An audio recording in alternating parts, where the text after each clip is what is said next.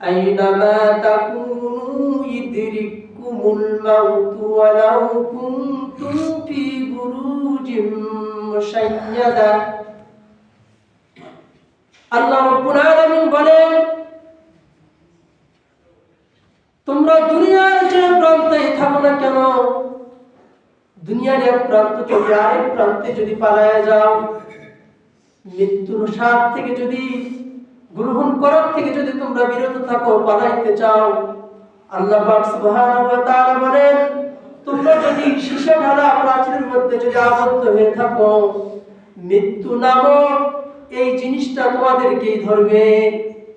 আইনামা তাকুনু ইদরিকুমুল মাউত, আল্লাহ পাক বলেন, তোমরা যেখানেই থাকো না কেন তোমাদেরকে মৃত্যু ধরবে। ওয়ালাউ কুনতুম ফি বুরুজিম মুশাইয়াদা, তোমরা যদি সীসা ঢালা প্রাচীরের মধ্যে আবদ্ধ হয়ে থাকো, আল্লাহ পাক বলেন ওইখানে গিয়েও তোমাদেরকে মৃত্যু ধরবে। মৃত্যুর হাত থেকে পালানোর কোনো সুযোগ নাই, বাঁচানোর কোনো পথ নাই। আল্লাহ রাব্বুল আলামিন অন্য আয়াতের মধ্যে ঘোষণা করেছেন, ইযা জাআ আজালুহুম লা ইস্তাখিরুনা সাআতাও ওয়া লা ইস্তাকদিমুন।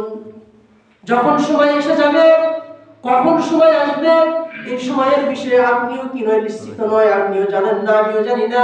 এজন্য আল্লাহ পাক ইজা শব্দ ব্যবহার করে বলেন, ইজা জাআ আজালুহুম, যখন মৃত্যু এসে যাবে, মৃত্যুর হাত থেকে পালানোর জন্য, বাঁচানোর জন্য কোনো পথ নাই, কেউ বাঁচতে পারবে না। নির্ধারিত টাইম, নির্ধারিত সময়, ইজা জাআ আজালুহুম লা ইস্তাখিরুনা সাআতাও ওয়া লা ইস্তাকদিমুন। আপনার আমার মওত যে সময় নির্ধারণ করা হয়েছে, আল্লাহ পাক বলেন ওই সময় তোমাদের মৃত্যু হবে, এক সেকেন্ড আগেও হবে না, এক সেকেন্ড পাশেও হবে না। ঠিক সময়ে মৃত্যু এসে যাবে, মৃত্যুর হাত থেকে পালানোর কোনো পথ নাই, কোনো পথ নাই। যখন মৃত্যু সময় ঘনিয়ে যাবে, এই মৃত্যুর হাত থেকে পালানোর কারো সুযোগ নেই। যদি পালাইতো কারুন, ফেরাউন, হামান, নমরুদ, এদের মতো বড় সুপার পাওয়ার পৃথিবীতে আর ছিল না। এত বড় সুপার পাওয়ার পাওয়ার পরেও তারা মৃত্যুর হাত থেকে বাঁচতে পারেনি।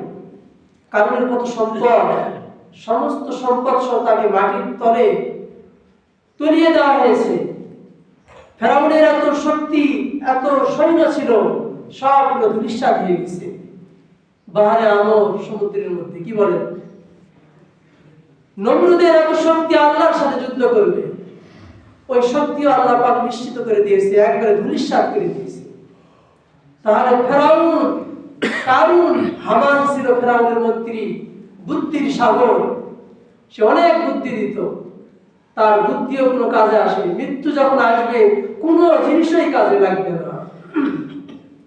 মা দৌলত ইলম হাসমত, মা দৌলত ইলম হাসমত कुछ कम में नाई, मौत जिस दिन आ जाए तो गर्दन पकड़ ले जाई।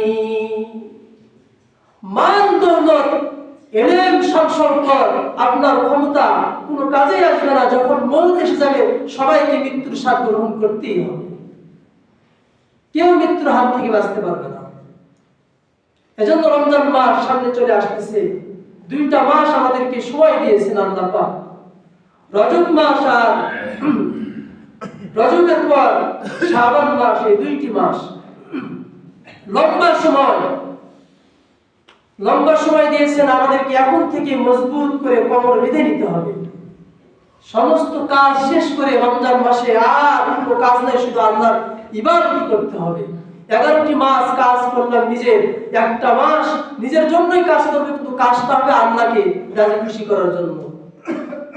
আল্লাহ পাক সুবহানাহু ওয়া তাআলা আমাদের সবাইকে রমজান মাস উপলক্ষে এখন থেকেই রমজানের জন্য প্রস্তুতি গ্রহণ করার তৌফিক দান করুন। সকলে বলি আমিন। ওয়া আখিরু দাওয়ানা আলহামদুলিল্লাহি রাব্বিল আলামিন।